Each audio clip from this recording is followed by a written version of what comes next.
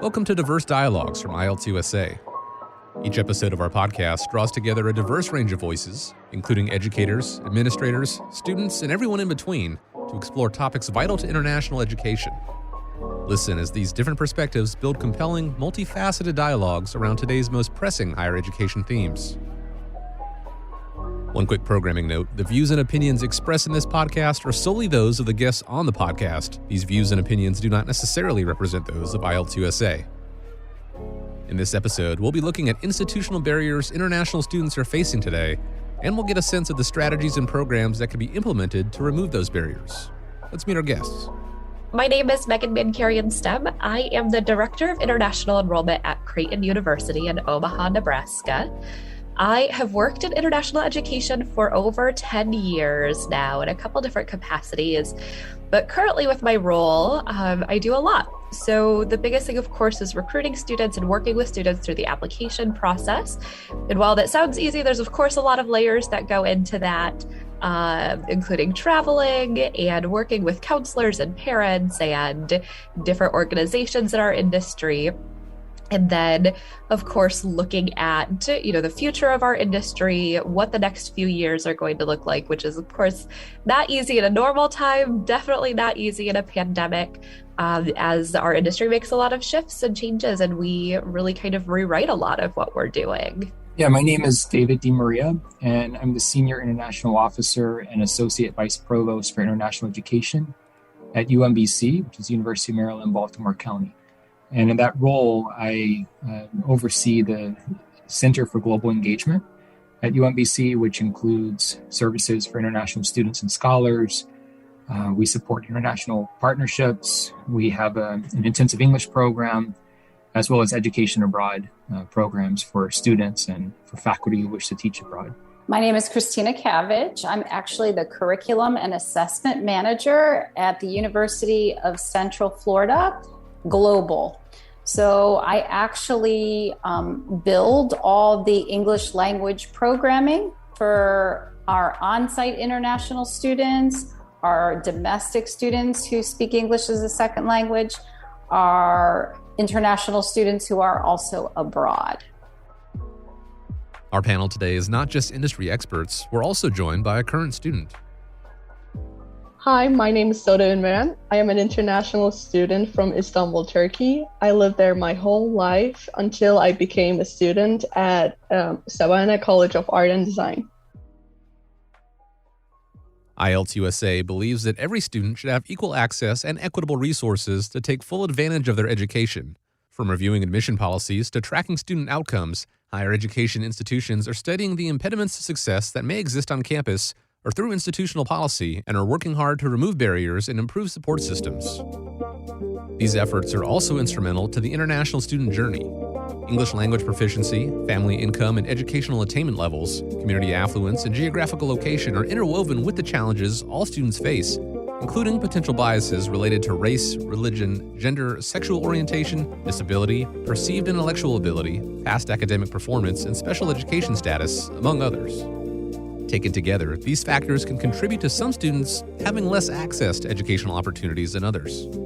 IELTS wants to know, from perspectives across campus, what strategies, programs, initiatives, or policies have helped to remove institutional barriers and open up new opportunities, and how organizations can develop the resources, social services, and academic support that international students need to succeed from the admissions process to graduation and beyond.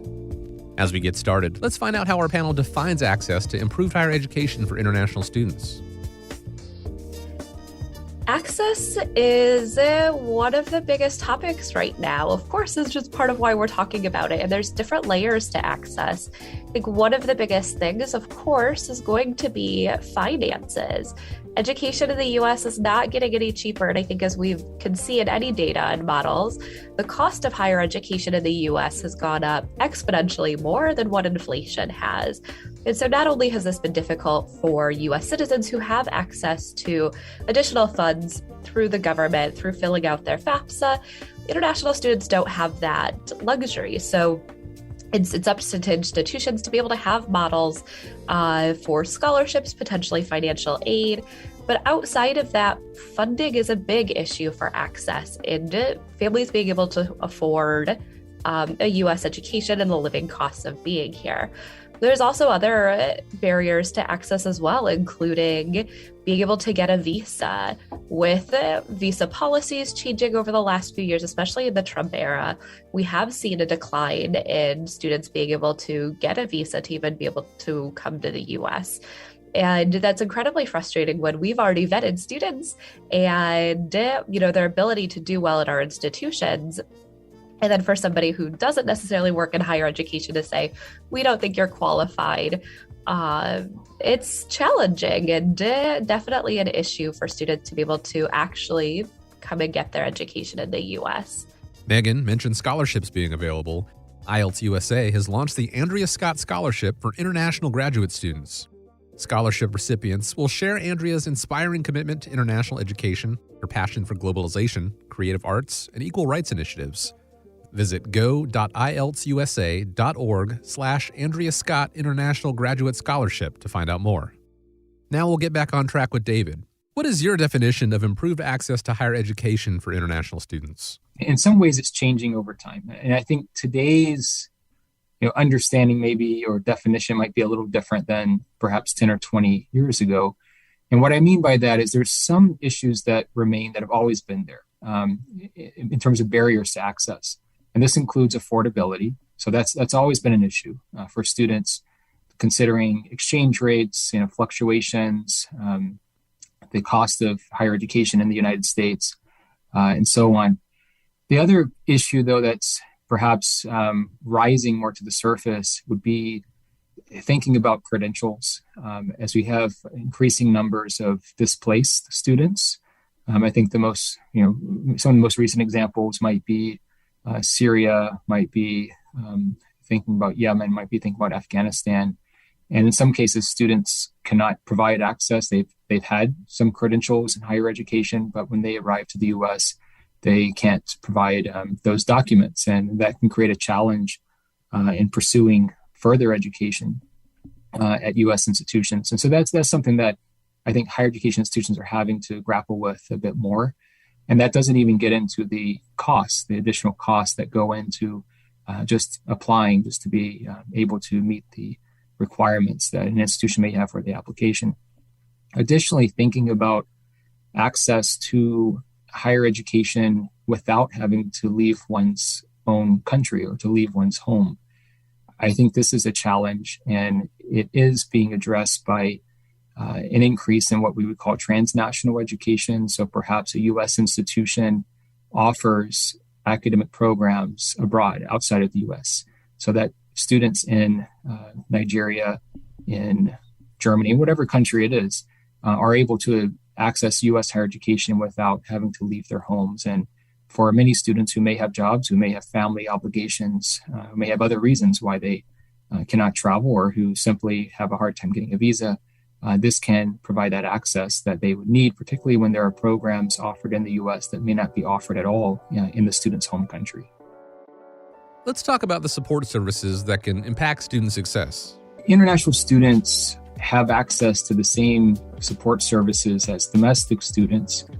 However, there may be barriers to that access, and they may be cultural. It may be that a student is not as open to asking for assistance as perhaps a student from one culture versus another. It may be culturally inappropriate to admit that one needs assistance.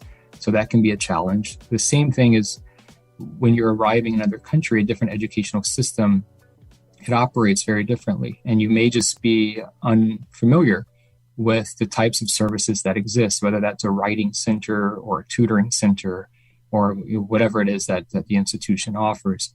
I think most higher education institutions offer, let's say, basic academic support services to students. And the question is whether or not the international students are first aware of these, and second, are they comfortable accessing these services? It's very difficult for an international student to come to the US for many reasons. We're a very different culture than anywhere else in the world. And I say that as somebody who's traveled over 60 countries as part of my job. I also lived in India for a little while. And so I know how hard it can be to be in another culture and to immediately have to figure out the cultural norms, figure out how a classroom runs and the expectations in a classroom, to potentially living with a roommate when the only person you've ever lived with before may have been your family members. And so having support services on any campus is going to be incredibly important for a student to be successful. I am thankful that the university I work for has great support services, both academic and non-academic. So that way we are able to quickly identify when a student needs additional support and quickly come up with a support plan for that student. You working with various offices on campus. I wish more universities would have plans like this. I know some universities aren't set up with a similar type of model.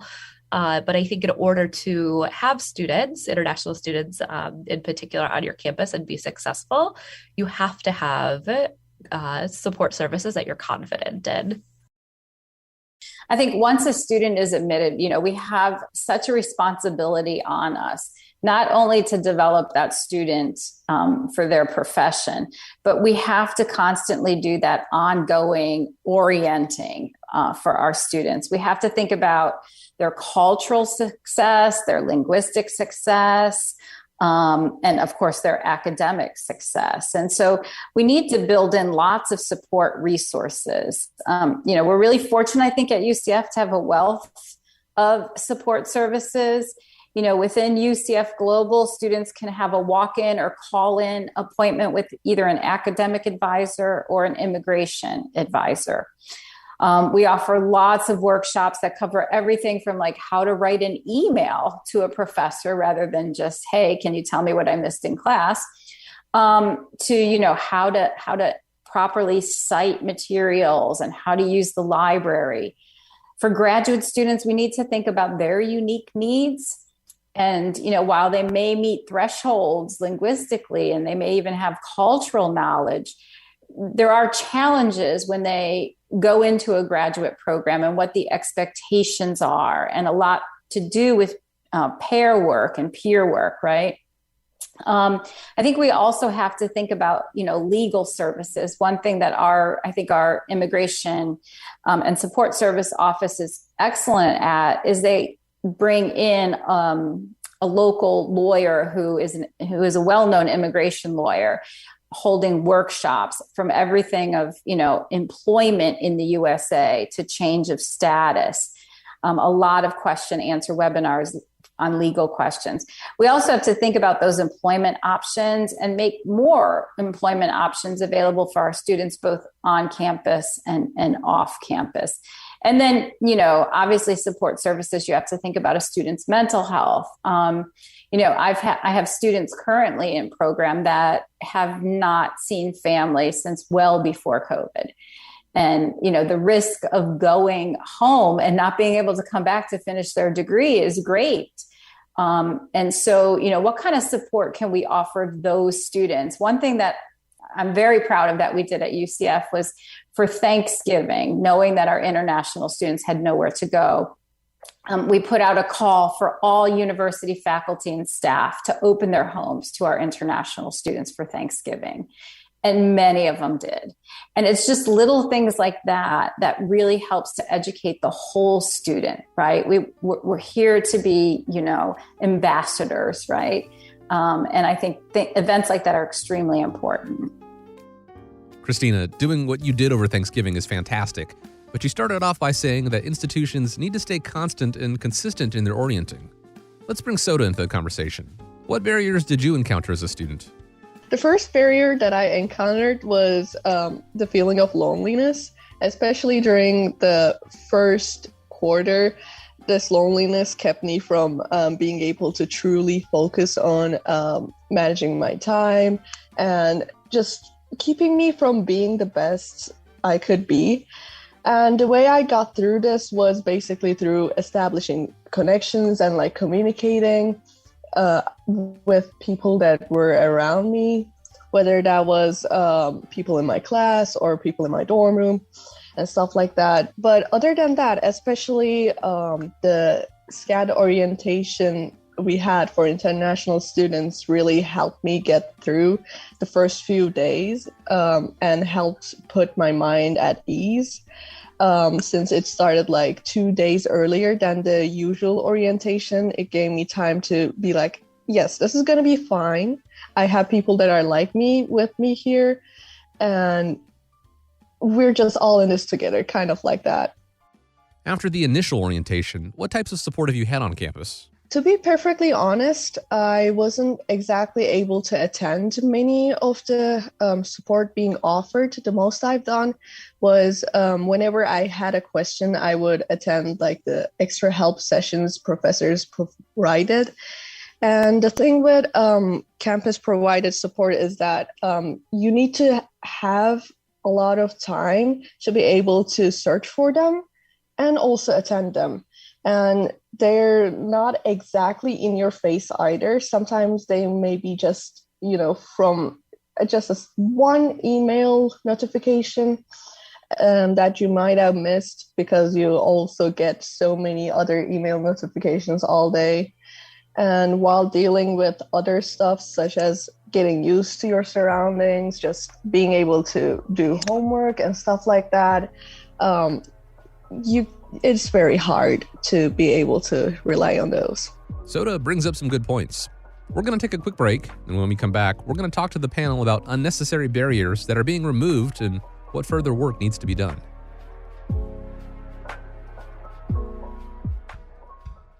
IELTS is the only English language test that contains a live face-to-face speaking test with a trained examiner.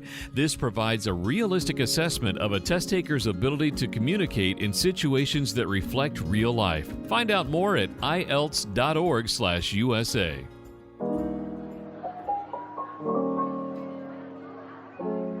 Welcome back to Diverse Dialogues from IELTS USA. Today's panel is discussing barriers international students face today. Megan, let's start with you. What are some unnecessary barriers to access you see in your role? So that's one of the first things when I took this role at Creighton that I looked at was starting with the application process. What barriers were we setting up that were truly unnecessary? It didn't really give us additional information about a student that we had to have in order to make a decision if they would be academically qualified and be successful on campus. So for example, one of the things that I looked at was our testing policies, specifically the SAT and ACT, and had discussions to start saying that we may need to consider being test optional. A test score doesn't show us very much to begin with, on top of the 3 years of academics that we already get from students' transcripts. Additionally, for international students, before the pandemic, there were so many countries where it was already incredibly difficult to take the SAT or ACT. Students were flying to other countries to be able to take it. Tests were being canceled all of the time. There were a lot of issues with counselors and testing centers even getting the materials. And so that was one of the big initiatives that I took on initially. David?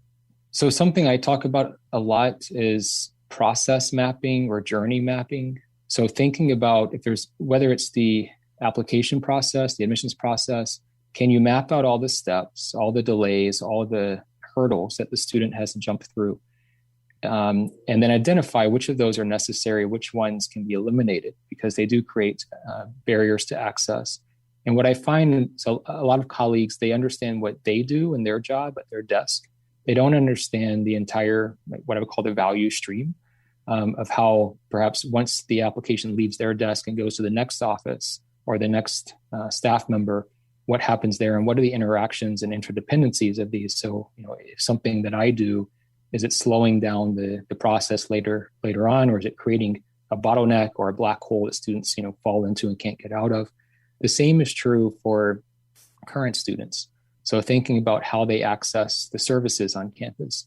Are they presented in a way that students with limited English proficiency are able to not just be aware, but to be able to really, again, obtain the services that they need? And it's not just marginalized to perhaps a specific intensive English program, but it should be a university-wide approach that all offices are accessible to students wherever they are in terms of when they enter the institution and as they continue on their academic and career journeys.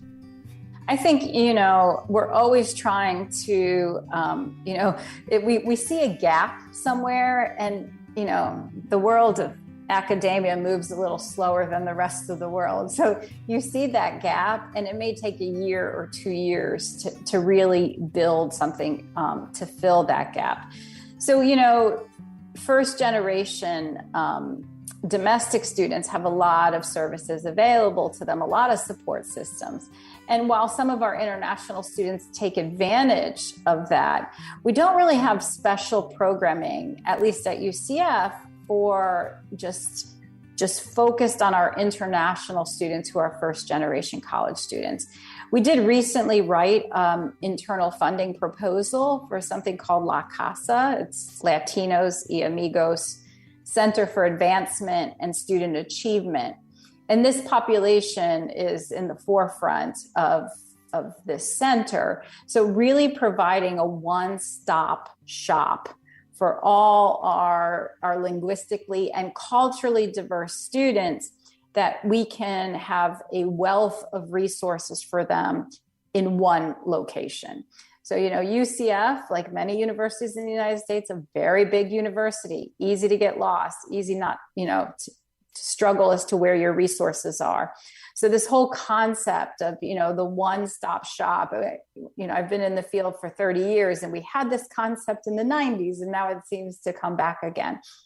But really providing a place, a central place for students to be able to get all the resources they need, or at least access to those resources. Now, Soda, what kind of barriers are you seeing? I think one of the barriers is, of course, language. I know that not every student has the same level of English proficiency, and that might keep them from being able to fully be involved in their learning, and also keeping them from being able to reach out for help.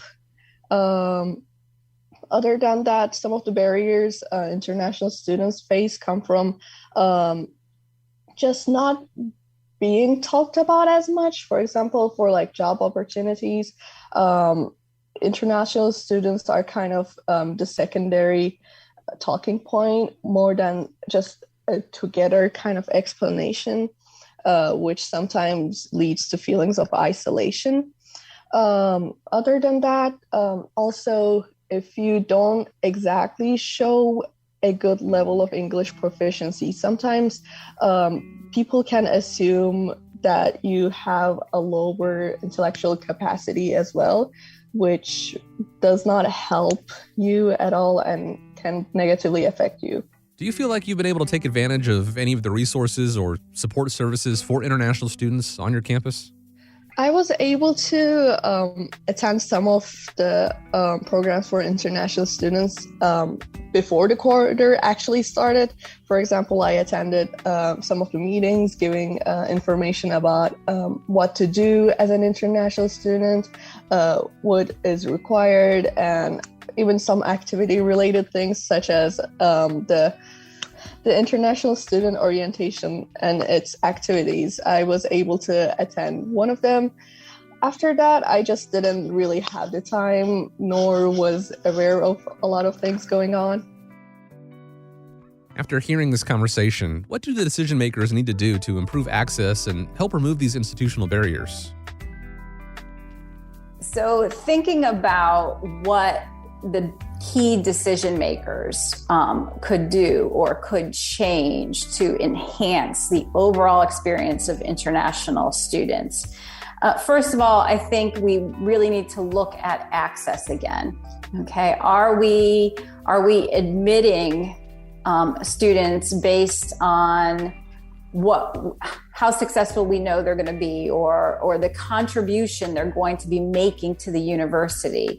Not just academically that contribution, but diversity as well. That's really, really important. Our world is getting smaller and smaller and smaller, right? And COVID has proved that. So we have to look at the access these students have, and do they have, the access that they that we really need them to have to programming.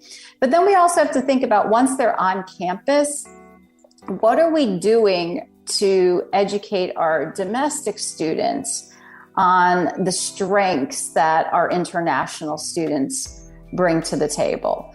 While most universities, have International Education Week, and our international students may, serve on panels or, give workshops and presentations during those weeks, are we really tapping into the great resource we have during that week, and not just during that week, but throughout the year? So what are some other programmings that we can do, not only to support our international students, but to really build on the wealth that they bring into our universities? That I think would be the challenge I would lay in the decision makers' hands.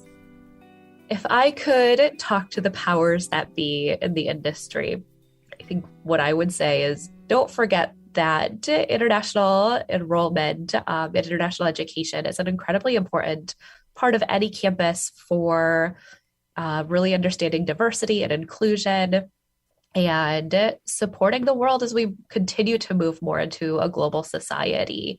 Students both overseas and in the US are not going to learn the skills that they need in order to be successful in any industry now if they don't have access to international education. So while we're not always seen as a priority at many institutions, we need to continue to be seen as a very important part of every institution. Firstly, I would say that for especially language-related barriers, if there are students struggling that are from one of those countries where not a lot of other students come from, maybe peer-related note-taking might help, or maybe just having a bit of translators that have taken that class, just offering extra support. Other than that, I would say making a kind of club or club-ish activities that would strengthen a sense of community between international students, no matter where they come from. Having domestic friends help in making you feel accustomed and making you just be more connected to people around you, but also having international students as friends help you in being you feel understood more. And finally, to our panel, what constitutes holistic student success? Holistic student success, wow, that's kind of a big question. So I think it's a combination of things, and it really depends on the student as well. I think for me, especially working with international students, what I find for these students, when I think about have they been successful here or not? Are they happy? Are they getting the education that they want and thought that they were going to get? Have they taken advantage of and found support in different services that are offered, such as career counseling, internships, understanding the visa policies about working once you graduate, to getting involved in clubs and organizations or Greek life, if that's what they want to do? And are they graduating as somebody who feels like they've been successful here and they've enjoyed their time here?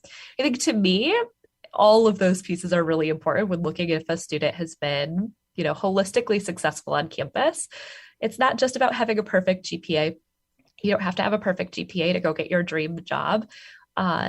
You just have to use the tools that you've learned both in the classroom and outside of the classroom, and learn to apply those to your life in order to, move into the field that you want to move into. Yeah, so I think there are a number of metrics. And what we did at UMBC is we went through a 2-year process that allowed us to do some, let's say, self-reflection, what I would call internationalization more broadly. And there was a specific group that just looked at the recruitment and retention and success of international students.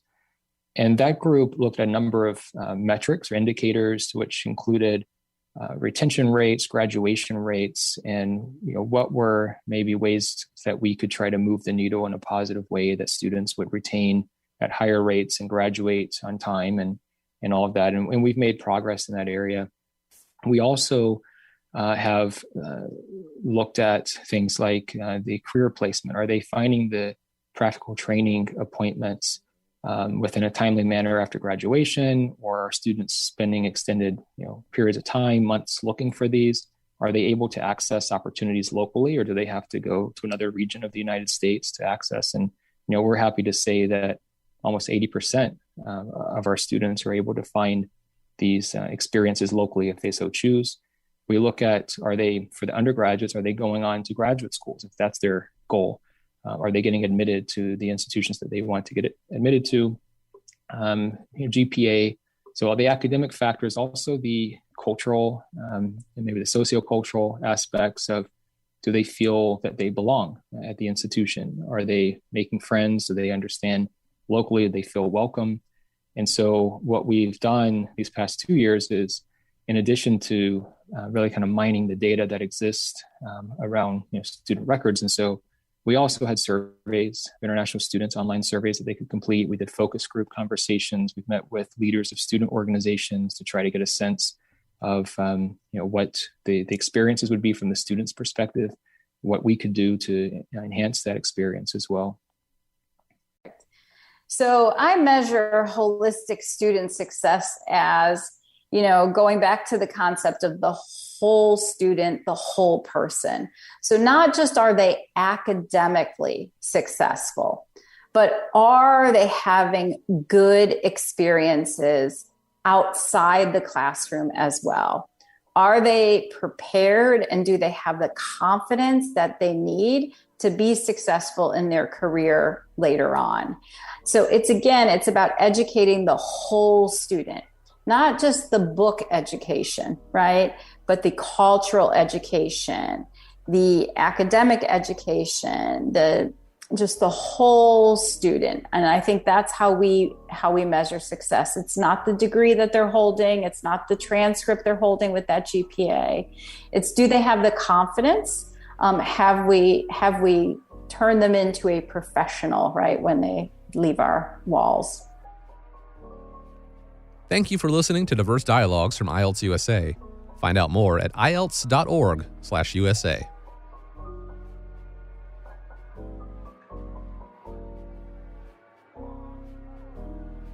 This podcast is a production of BG Ad Group. Darren Sutherland, Executive Producer. Jeremy Powell, Creative Director. Jacob Sutherland, Director. Producers Jason Gentarola and Matt Golden. And Kezia May, Copywriter. All rights reserved.